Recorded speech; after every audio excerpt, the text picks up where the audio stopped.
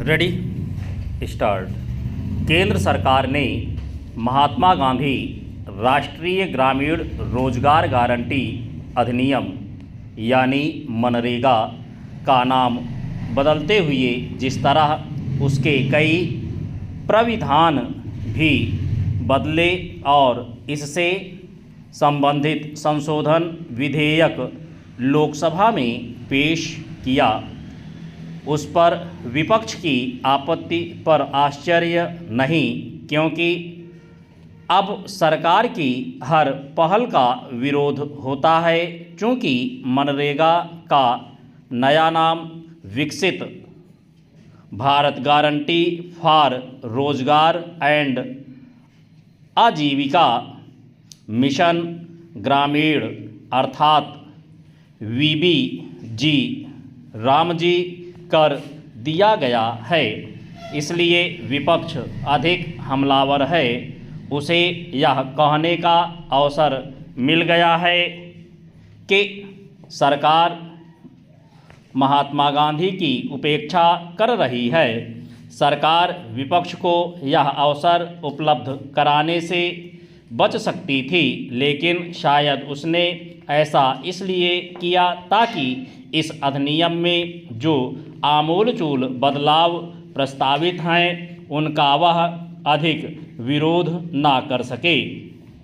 हालांकि सरकार के नाम बदलने के औचित्य को सही ठहराया है, लेकिन इसमें संदेह है कि विपक्ष इससे संतुष्ट होगा।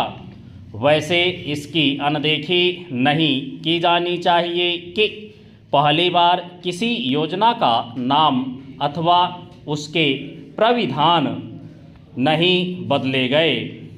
मनरेगा भी मूल रूप में नरेगा ही थी, उसमें महात्मा गांधी का नाम बाद में जोड़कर मनरेगा किया गया था। चेंज। मनरेगा को जिस समय लागू किया गया उस समय परिस्थितियां भिन्न थीं। सामाजिक सुरक्षा की सबसे प्रभावी योजना के रूप में प्रचलित इस अधिनियम में बदलाव की आवश्यकता एक लंबे समय से महसूस की जा रही थी। विपक्ष के नेता समय समय पर बदलाव की इस आवश्यकता को रेखांकित भी करते थे, लेकिन अब वे किसी तरह के बदलाव के पक्ष में नहीं दिख रहे हैं।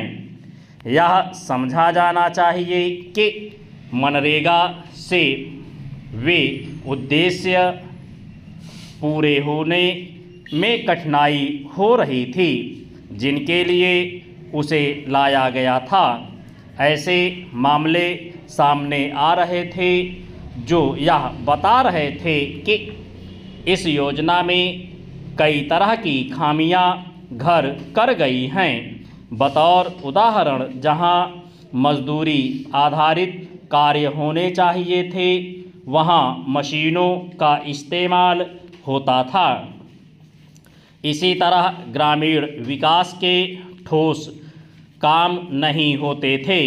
अब सरकार ऐसी व्यवस्था करने जा रही है जिससे गाँवों में बुनियादी ढांचे का निर्माण हो सके। बदले हुए अधिनियम से ग्रामीण क्षेत्रों में आजीविका और आय के अवसरों को बढ़ावा देने पर विशेष ध्यान दिया जा सकेगा। यह भी उल्लेखनीय है कि मजदूरी के दिवस बढ़ाने और 7 राज्यों को वर्ष में 60 दिन काम रोकने का अधिकार दिया गया है। इसकी मांग भी होती थी।